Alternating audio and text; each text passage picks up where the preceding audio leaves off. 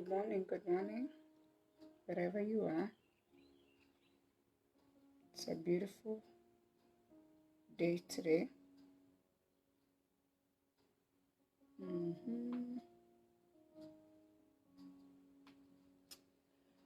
As you come in, say hello and invite your friends. Let's chat. It's a good morning. It's a good morning.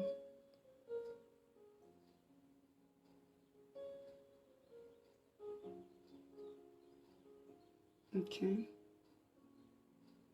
Yesterday was a rainy day, so we didn't do much.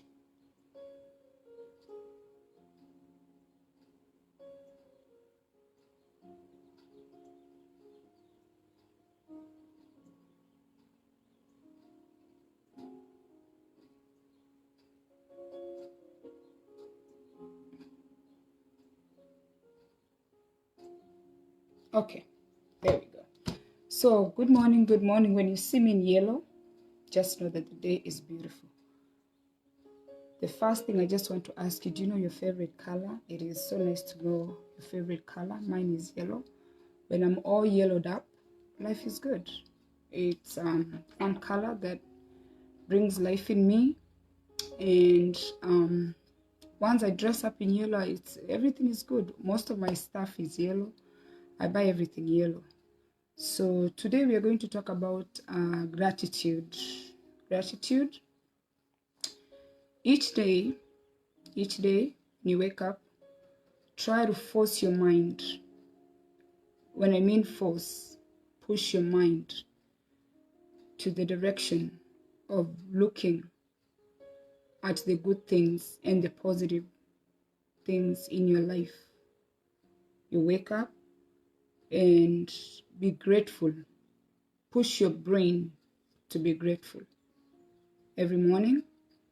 And along the way, if you're, let's say, over 18, I should say over 18, because below 18 you're with your parents.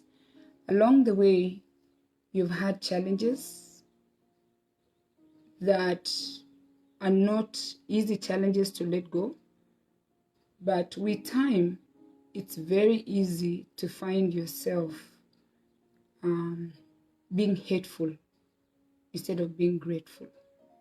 It's very, very easy to be hateful because along the way you get a lot of challenges, things come your way, and they just, as you're struggling, and in many ways, most of us don't really know that those challenges are the reason that you try harder. Those challenges are the reason that you became better.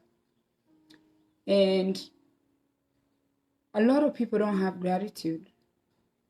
There's a story I had not too long ago of a guy that gave a story of a man that was lost in the wilderness. And as he was walking, he had not eaten for days. And then he came across an apple tree. And he was so happy to eat the first apple because he had not eaten for days. He ate the apple with, oh my goodness, with gratefulness. He was like, oh wow, it's been so bad. He ate the first apple.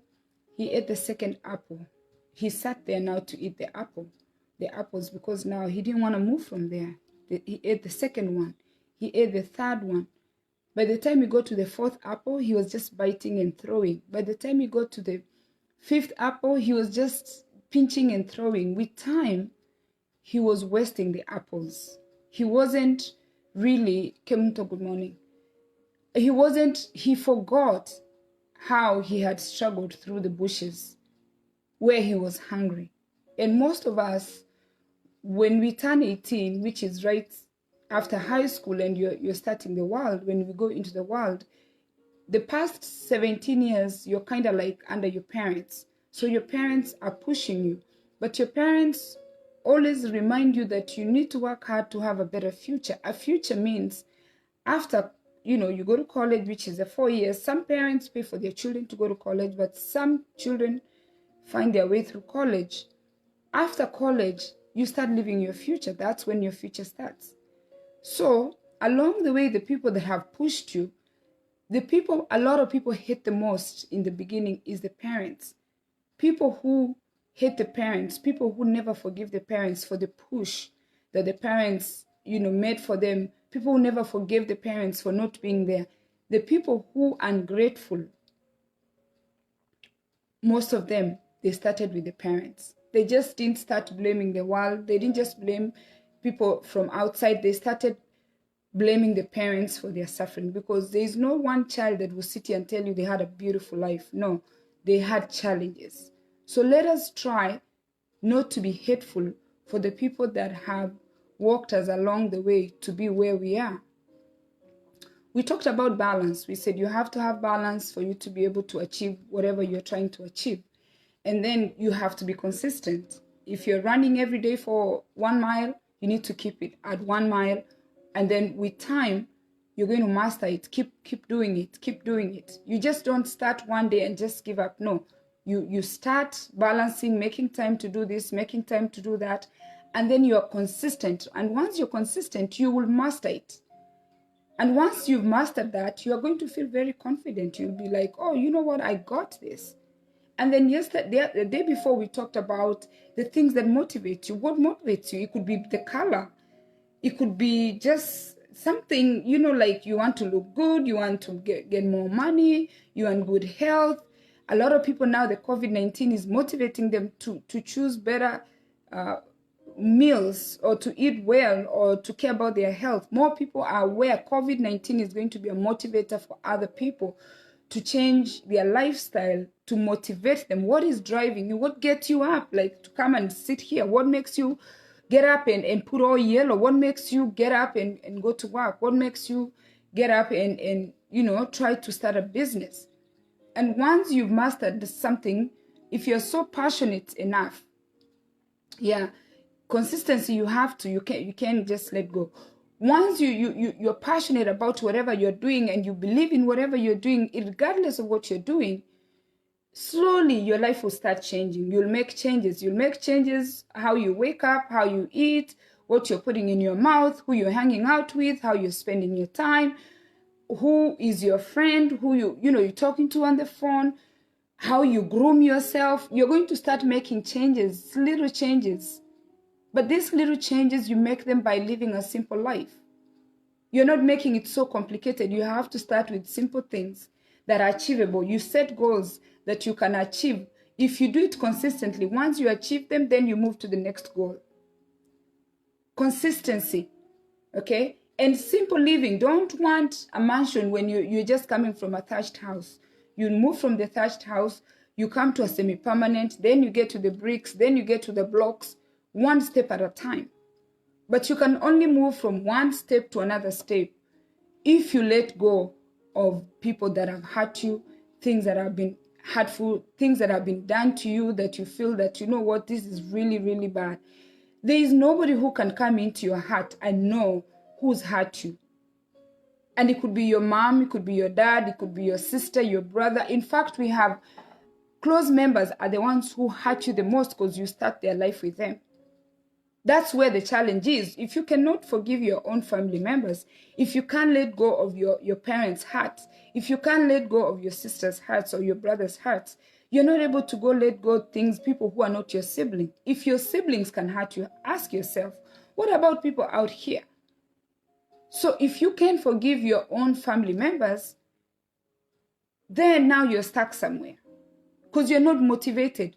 Believe me, when you don't have gratitude, deep down inside, you can try to do things, everything fails because you're ungrateful. You've become that man who forgot that when he found the apple tree, that he had stayed days without an apple tree.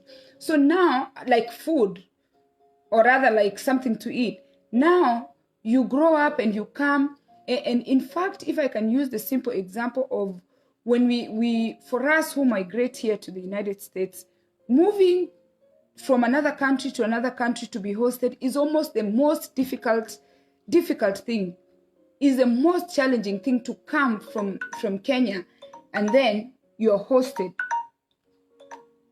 Before you know it, You hate the people that hosted you. Why do you hate those people? Because you just feel like they didn't treat you right. And yet these are the people that brought you along the way. These are the people that helped you at the time when you needed them. You turn around and you say, these people made you to do housework. These people did not feed me well. These people did not, you blame. You spend a lot of time blaming these people for things that they did to you. You forget to be grateful that they at least allowed you to come and stay with them. At least they held your hand. At least they paid your school fees. At least they gave you rides to drop you and pick you from wherever you needed to go. It is those challenges, it is those problems that make you want more. On a personal note, success to me, like I said the other day, was very simple. As a young girl, the first time I was displaced, I was 10 years old when I was displaced from my mom to move in with my stepmom and my dad. I left the village, Nyandochevire, where I was going to school barefoot, okay, to a school, to Kisi Primary School in class 4, where I got a pair of shoes. I was taken to Bata to get a pair of shoes, leather shoes.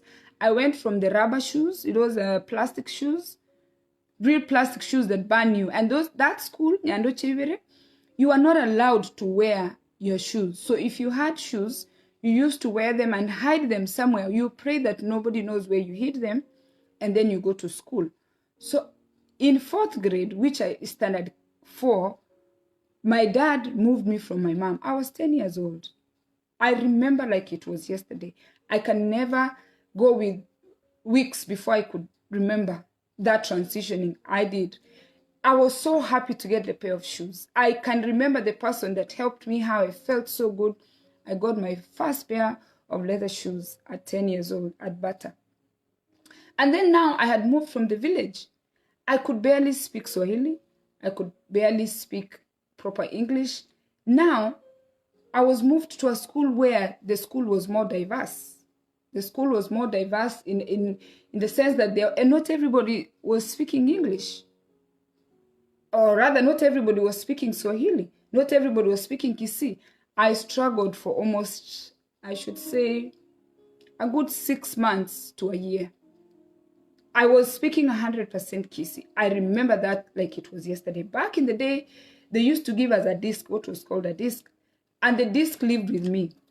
The disc never left me. Every time I turned around, I had the disc. Because I could not speak English. Imagine, I had come from a school where the teachers were teaching in Ekewusi to a school where they are speaking English and Swahili. And if you were punished for speaking, your mother tongue, that was the most challenging thing. And it's like they knew me. They knew now, this is the girl that, doesn't know how to speak English.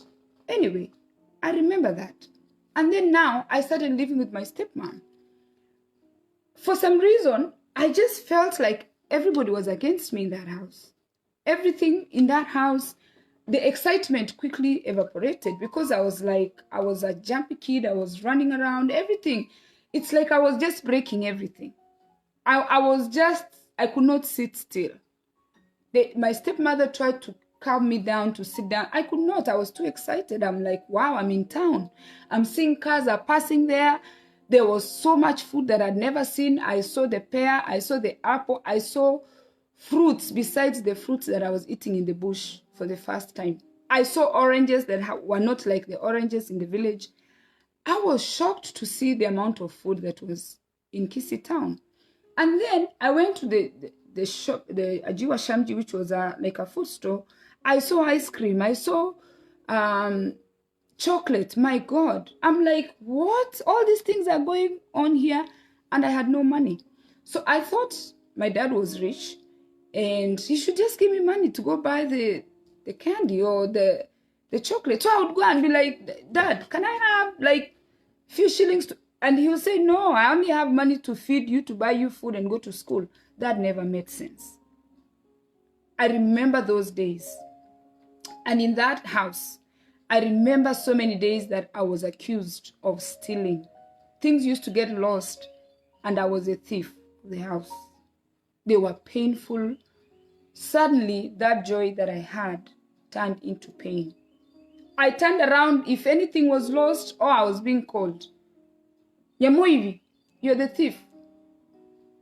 Oh my God. I lived in that house for 3 years. I will never forget. But I said, you know what? I always remembered, oh, well, this life, even if they're accusing me of stealing, even if they're telling me not to jump around, I was almost getting spanked for playing or jumping on the couch, like little things. I said, you know what? This is a better life than the life that I was going to school barefoot.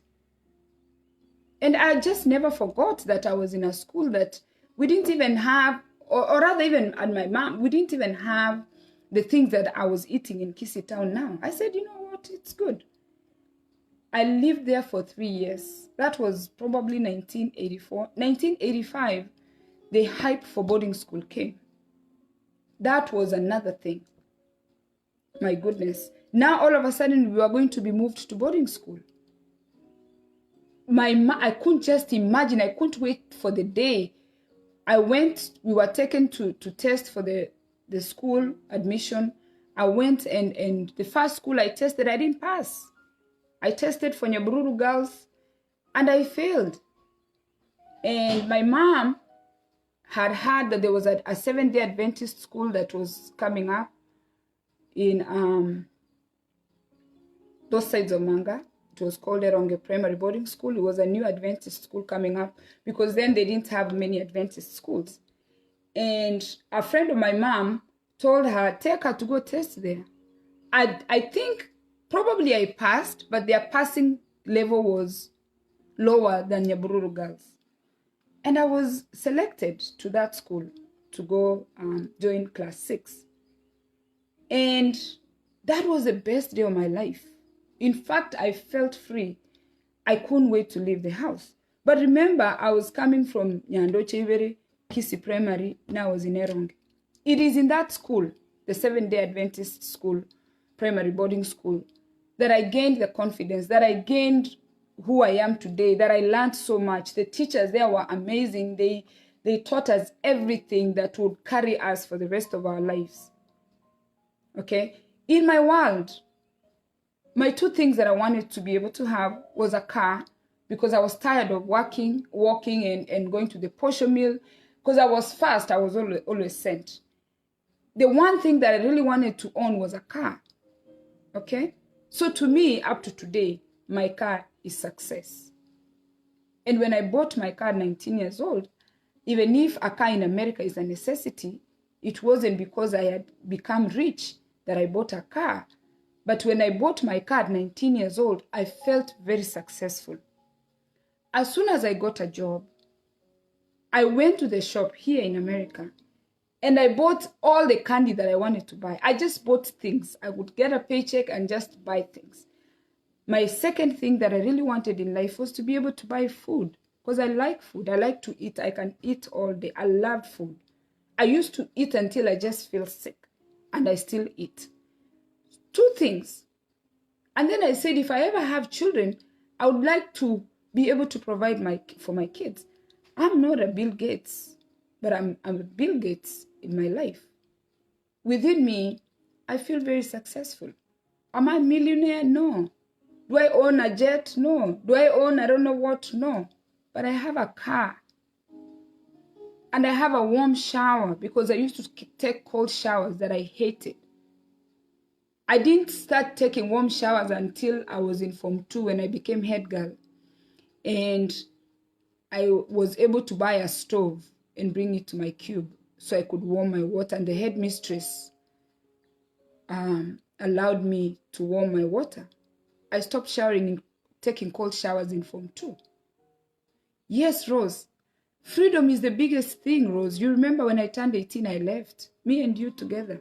We didn't even come back home. In fact, I was dying for freedom. I wanted freedom. I wanted to be able to do my thing. The day I got my ID, me and my friend here, Rose, she's watching. We left and went to Eldoret. We didn't go home. No, sorry. I was very passionate about freedom. I wanted my freedom. So I had the car. I have the money to buy the food. And I have the freedom. You see, I can just put up any color. I can just come here and just feel good. My house is how it is. I'm never under inspection. Nobody bosses me around. Nobody tells me what to do. I self-redirect. But I learn from others.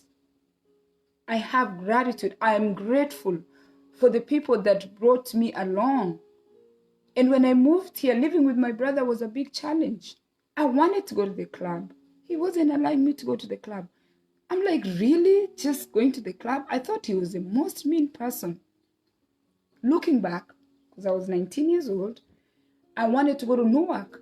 Newark was a place that people are getting shot every night. But as a young person, and as you can see right now, the young people are not afraid of corona. They are moving around. We were not afraid to move around. But as I stayed here longer, I realized that my brother was just concerned about me the same way now I'm concerned about my children. And I let go. In fact, in between there, when life started beating me, I let go. I'm like, oh, okay, this is what he was doing. But you have to let go. And the one thing that some of us are lucky, like I had a great father, a lot of us just don't remember where we've come from. But my dad put my life in a file. I don't know if you guys remember these files, okay? My dad was so organized that he put my life in a file. This is my whole life in summary since I was born. See this? Since I was born, let me show you actually a picture. He even kept the art. Some of my art. This is in class 4. That's when I started getting the paper trail from my dad. And where is that one picture that I saw my picture here somewhere.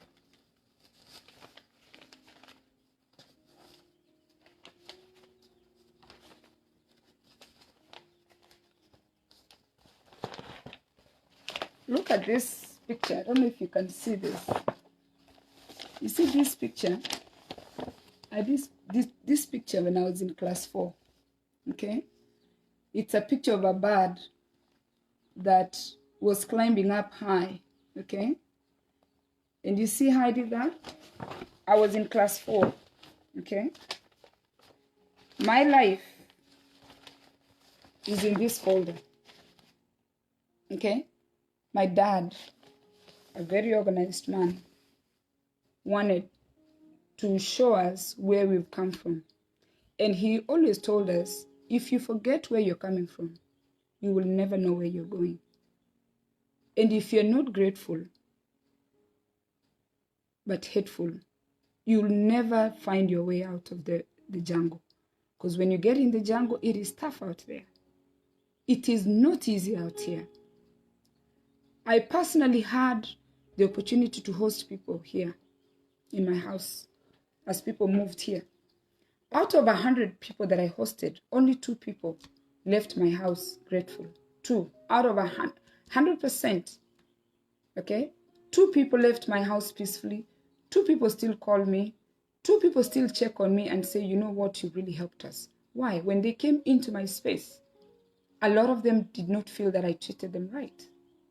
Why? Because they were in my space.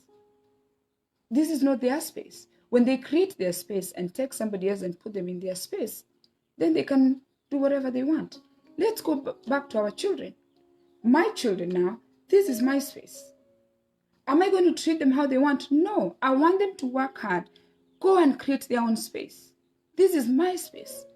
That's what my dad used to tell us. This is my money. This is my car. My dad had a car. He would never try to take you to the posho mill with that car. I was born into a man that had a Land Rover back in the 70s. He had a car. That car was not yours. That car was his. He only used that car the way he wanted. Yes, I thought he was mean at the time, but that was his car. That wasn't my car. So he conditioned us. When we host people, we condition them because this is our space. We are allowing you to come and live with us. My children are here for a certain time. They are living here. They go to college. After they get their bachelor's degree, they need to leave. Let them go find their own space.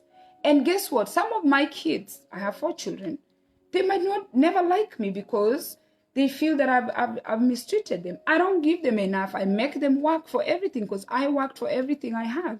It is my space. When I say everybody is quiet, it's quiet because this is my space. And a lot of people who come from Kenya, a lot of people who migrate from the local homes and come and they're hosted, they're very ungrateful. Don't forget where you've come from. These children, you buy them. I usually buy my children one pair of sneakers each school year. One. They don't need two. I'm not charging my credit card to buy two. No. Sleepovers, they are not allowed. These, they are not allowed. I have rules. It is my space. It is my world. It's my yellow. They're not going to come and tell me how I'm going to run my life. Because I'm the one who knows on the inside what motivates me. I'm not going to allow my children that I love so much to try and make me somebody that I'm not to please them. No, they have almost, if you add 18 plus 4, that's 23 years old or 24 years old. They have that time to find their way and go create their own home and make their own space and do what they like to do. And it's so the same way we host people is the same way we help people. We help people so they can go and help themselves. Once you realize that somebody has helped you, go back and be grateful. Now, the virus is killing people. People are dying. Why? Are people not so moved? Why are people not even caring? A lot of people don't even care. They think it's a joke. They never take anything seriously.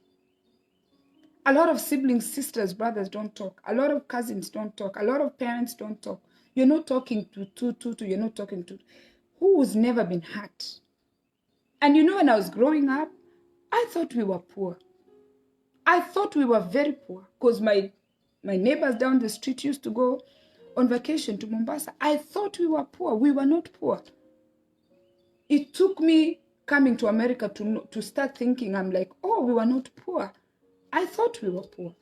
So if somebody hosted you and you feel they mistreated you, you thought they mistreated you, but they did not, because your children are going to feel the same way. What are you going to do? And these children, you need these children to take care of you when you get old. Or rather, even if they don't take care of you, you need to have that relationship. If you cannot model to your children to forgive your friends, to forgive your sister, to forgive your father, to forgive your mother, to forgive the people that hurt you, how are you going to move on to the next stage? You have to forgive. You have to let go. So today, we were talking about gratitude. And let us remember the little things. I remember Nyando Chebere. I remember Kisi Primary. I remember Ronge. I remember Sronga Girls. I remember New Brunswick, how my brother hosted me. I remember getting my house for the first time. I remember driving my car for the first time, how I registered. Every day, I'm grateful for my car. I love my car. I'm so grateful to have a car. I'm so grateful to have money to be able to eat. I can spend so much money on food. Clothes, I'm not worried too much. Once in a while, I'll buy my yellow clothes. I'm fine. I live a very simple life, and I'm peaceful. I'm not here to be a millionaire. I don't need to fly in a jet. Okay? I don't need to have billions and billions. I just need a balance where I'm not so poor. And my biggest goal in life was not to beg. I don't want to ask for anybody for money. I don't want to borrow somebody's money. I just want to try and make enough money to be able to feed myself and my kids and give them the basic needs. Simple life. And when I have whatever I have extra, I can give to the orphans. I can donate to the children whose parents are not there to give them a life that I was given. But otherwise, gratitude is key to everything you want to do. Once your inner self is clean, once you let go, once you have a balance, once you're consistent, all these things, then you'll achieve your goals. Have a blessed day.